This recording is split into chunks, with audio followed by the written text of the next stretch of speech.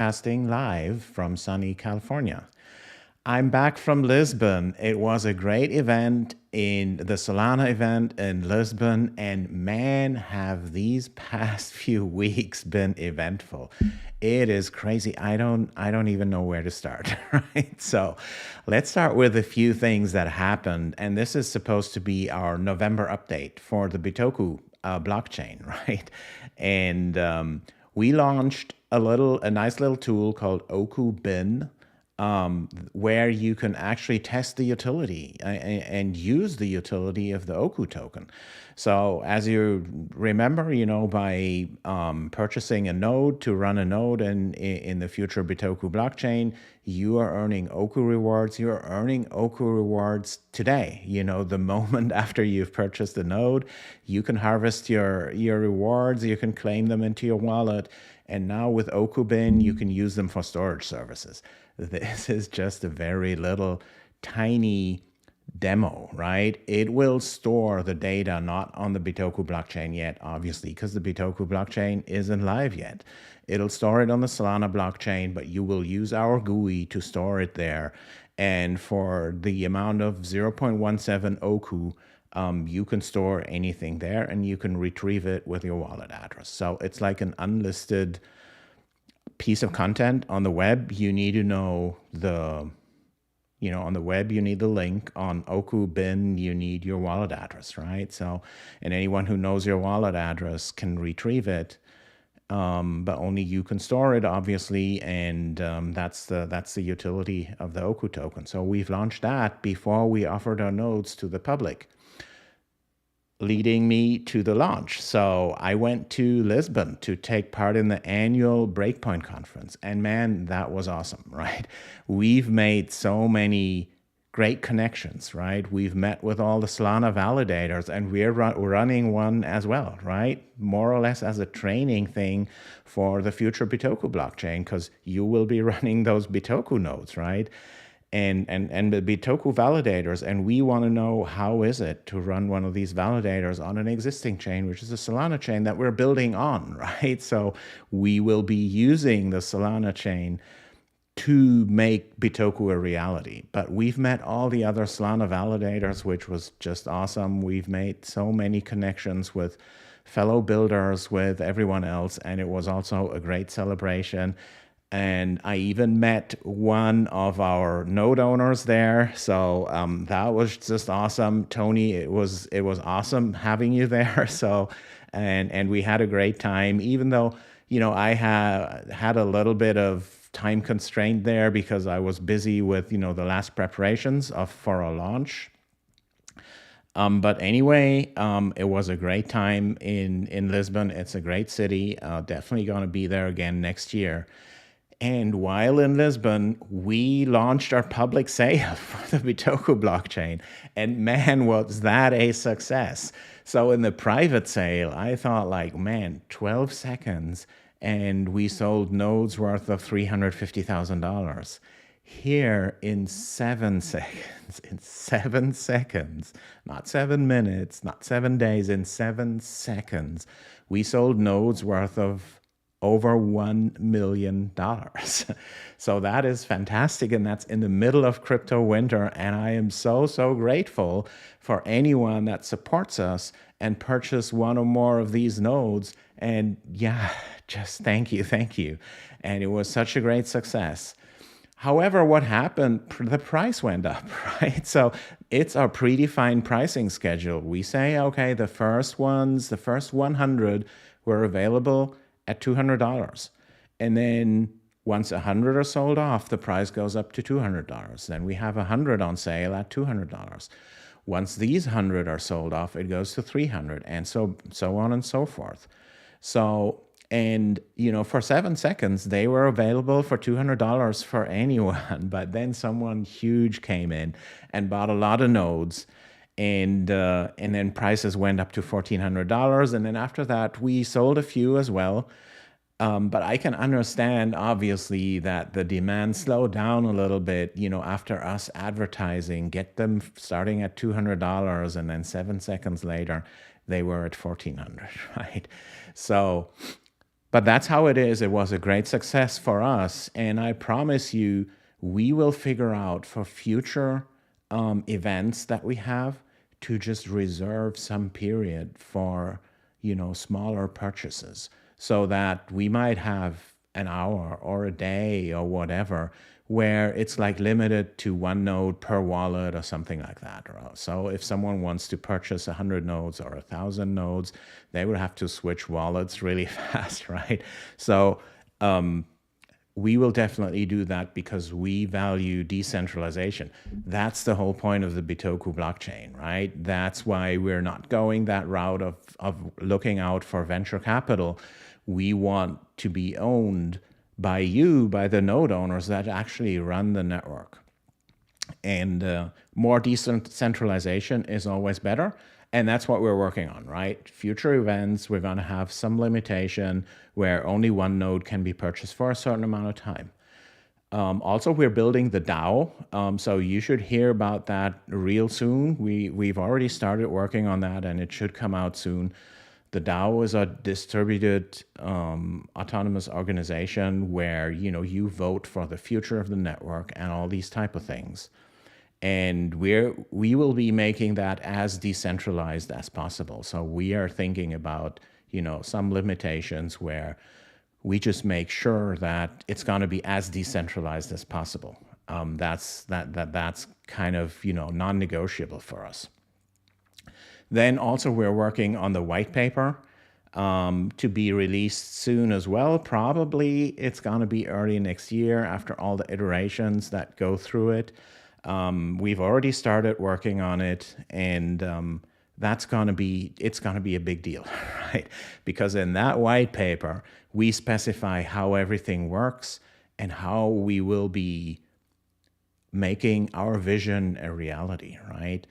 And with all the events that have been going on with FTX and Alameda and all that shit show that happened there, it is a really sad thing. I don't really know who acted in what way, or you read a lot of stuff in the press, and we will find out over the next few months and years what really happened there behind the doors. I'm happy to say that with us, we're not affected at all by anything. So obviously we have our treasury and the funds that we need to run the business. It has all been swapped from USDC into real USD. It is all on checking accounts and or money market funds, all insured by FDIC and SIPC. So everything's insured there, and we only have a very small proportion of some USDC and some SOL, obviously, that we need to run our Solana validator. But that's less than 5% of our treasury, and the vast majority, 95%, is in real US dollars on checking accounts with banks and or money market funds. So happy to say that, and I'm sad for anyone who lost money in that FTX Alameda drama, and and it was tough for us because obviously we got paid for all our nodes in USDC, so I had to swap them into USD. I was trying to do that through FTX, and then I heard at the Solana party that something was going on with FTX. So I had no time the whole day to look into the news because I was busy with the launch, right? So I heard it at the party, at the closing party, right? So I rushed back from the closing party to my hotel room, got the money out of FTX, and that was just in time, and it worked, really fast. I got out of FTX US, which was really clean at that day still.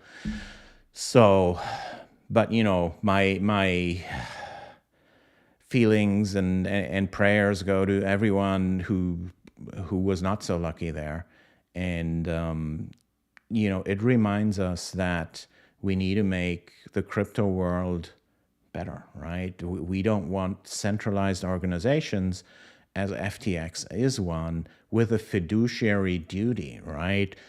People put their money into FTX and trust them to do whatever they do with it, right? Swap it, trade it, or just keep it for them, right? And reminder for everyone, have your funds in your own wallet.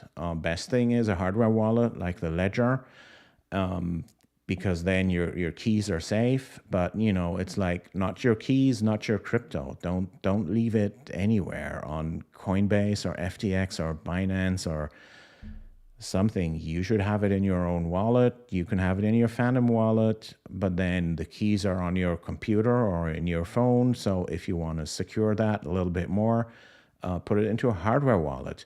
And that can still be Phantom, by the way, right? So you can connect your Ledger with your Phantom wallet, and then you see everything that's on your Ledger device in Phantom. It's just that the private keys are stored on the Ledger device, right? That's what it's all about. Okay, man. Yeah, so those were the events for us. We will also be working on some nice improvements of our node store. There will be a page where you can see exactly how your Oku rewards are being calculated, right? So it's actually quite simple, as set out in our light paper. We have 500,000 Oku being emitted each and every day to node owners, and these 500,000 Oku will just be shared among all node owners, right? And the complexity comes in when you purchase some nodes, then other people purchase nodes. When other people purchase nodes, you got to share it with more people, right? And in times of high activity, just as the launches that we had, that might change a lot. And we are going to give you a page where you can see in Node Store anytime, when did you purchase, how many nodes, and when did others purchase how many nodes, and then the time in between, and what was the earnings per second basically during that period, and then how many seconds have it been multiplied, and then you see exactly your earnings and how much it should be, so you can actually track it, and you can make sure what we calculated for you is actually the rewards that you deserve. And we had a small glitch, as you might have heard on our Discord. There were 3 people that have been able to claim ridiculous high amounts of Oku. That was because of a bug that was live for a few hours, I believe. 2 of these 3 have come forward and they have sent us back these funds, so thank you very much. The 3rd one will probably come back as well. But even if they don't, it's no big deal, because we're building that functionality anyway. So you will see exactly how much you deserve, and then only that will be usable for our storage services. So whoever has these high amounts of Oku now, they will be worthless anyway. All right, so that's what happened in October and early November for us. I'm super thankful. Everything turned out as it has been. It is super successful. Thank you very much, everyone. We will be going our way forward and talking about, what is the future and the vision, especially after the FTX drama, right? What do we want crypto to be, and how would success look like for Bitoku, right? And just this morning, I watched a little video of Charles Hoskinson. He's the CEO and founder of Cardano, one of the smart contract chains out there. And he said, well, success for him means like they are number one, and number one means they are the financial OS of the world, right? And that's what Satoshi set out to do. But, it's only the financial. He used the word financial OS. I think, and that's why we're building the storage layer. We want to be not only the financial OS, we want to be we want to be the OS for the world, for any exchange of assets or value, for that matter.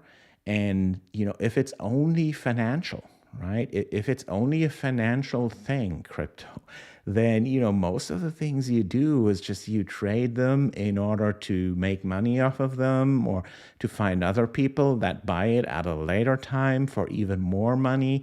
And that is kind of an echo chamber, and it's like, it's talking about money and value, but you can't get out of that chamber. It's all only financial. But man, financial and money should pay for anything real, right?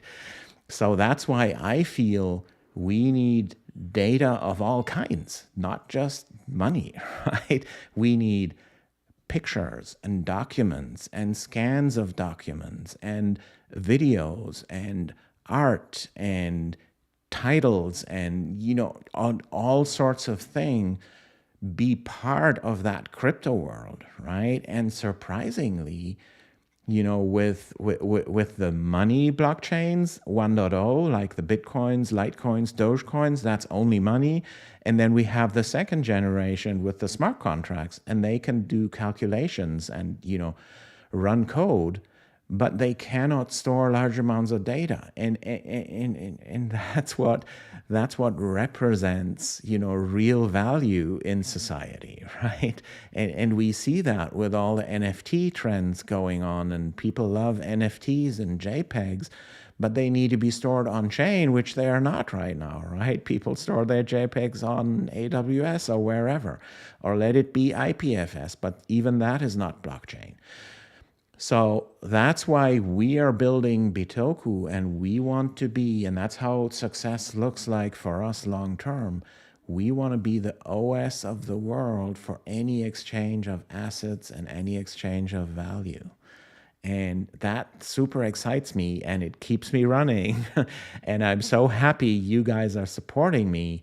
If you like that vision, please like this video, subscribe to our channel, and keep in mind that these nodes, even though they are $1,400 right now, they will never be as cheap as that again, right? So we might have some events in the future where we, reserve a certain amount of time for people that only buy one node per wallet, but prices will always go up from here, right? We have that ascending pricing scheme. Every time 100 are sold, it gets $100 more expensive.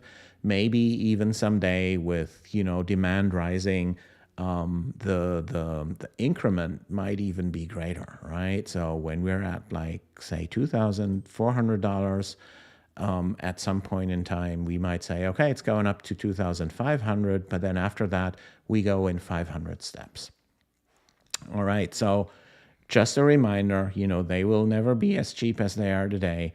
$1,400. Think of the Gala nodes. They are at $96,000 right now.